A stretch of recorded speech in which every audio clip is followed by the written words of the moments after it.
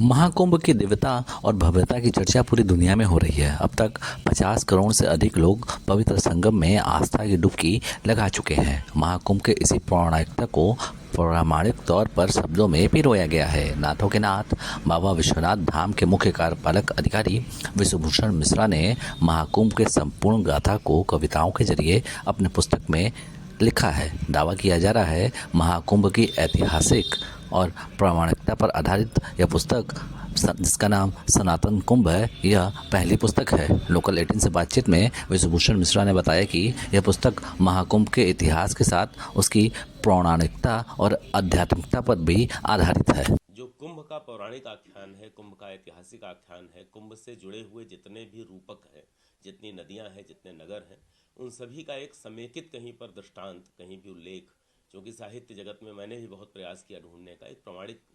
साहित्य नहीं प्राप्त हो सका एक साथ, तो इसको शोध करके सभी तथ्यों को एक साथ पर लाकर और एक कविता के रूप में प्रस्तुत करने का यह प्रयास है सनातन कुंभ। सनातन कुंभ पुस्तक में जो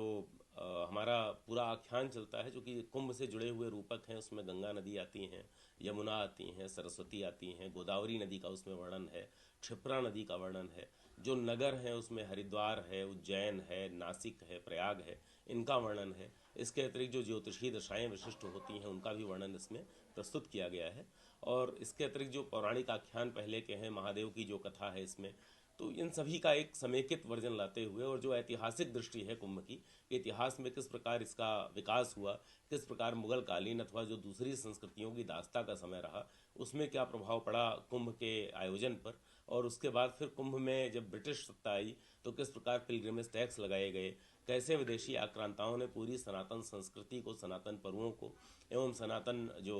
पूरा हमारा समाज था उसको क्लांत करने का, उसको रोदने का प्रयास किया था। और जिस समय हमारी सत्ताएं पराजित हो गई थी, क्योंकि जो सनातन शौर्य था वह बर्बर आक्रांताओं के इस व्यवहार से लड़ने का उसको अभ्यास नहीं था, जिसमें आम जनता को भी, उसमें नारियों को भी, बच्चों को भी जहां हत किया जाता हो, जहां युद्ध के किन्हीं नियमों का पालन ना होता हो। तो ऐसी स्थिति में जब सत्ताएं न्यून हो गई थी, सत्ताओं को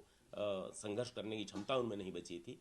तब नागा सन्यासियों ने, उस समय जो हमारे यहाँ ऋषियों से रक्षित या सनातन संस्कृति है, वहाँ जो ऋषि मुनि थे उन्होंने नागा सन्यासी दल बनाए और सशस्त्र दल बनाए। तो वह सशस्त्र रूप में शस्त्र पूर्वक अपने पर्वों की रक्षा के लिए, अपने धर्मस्थलों की रक्षा के लिए, अपनी संस्कृति की रक्षा के लिए खड़े हुए। तो नागा संघर्ष जो है उसका भी विशद वर्णन इस पूरी पुस्तक में किया गया है। उसके बाद पुनः कैसे एक विमर्श युद्ध चलते हैं, एक बार पराभव है, फिर प्रतिकार है, उसके बाद पराक्रम है, पराक्रम के बाद पुनः कैसे हम खड़े होते हैं, फिर लोकतंत्र की व्यवस्था आती है। लोकतांत्रिक व्यवस्था में इस सनातन भूमि पर जहाँ जो विदेशी आक्रांता रहे, विदेशी संस्कृतियों ने जिसको क्लांत किया था, वहाँ सभी संस्कृतियों को समान अधिकार दे दिया गया। यानी सनातन भूमि पर सभी को सनातन अधिकार, समान अधिकार जब मिला तो सनातन उसमें भी प्रसन्न था। उसने कहा ठीक है, हम इसमें भी अपने पर्वों को मनाएंगे और सभी का स्वागत करते हैं। परंतु उसके बाद विमर्श के युद्ध चले, जिसमें जो आक्रांत संस्कृति थी, जो क्लांत संस्कृति थी, जिसके ऊपर आक्रमण हुए थे, जिसने बर्बरता को सहा था, जो वास्तव में पीड़ित थी, कई संदर्भों में उसे ही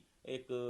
उसकी ही निंदा करने का प्रयास किया गया। तो उन विमर्श युद्धों का भी उत्तर इस कविता के माध्यम से देने का प्रयास किया गया है। और जो आगे का भविष्य है सनातन का, कुंभ का और हमारी संस्कृति का, उसको भी अंतिम सर्ग में एक आशावादी दृष्टिकोण के साथ इस पुस्तक को समाप्त किया गया है।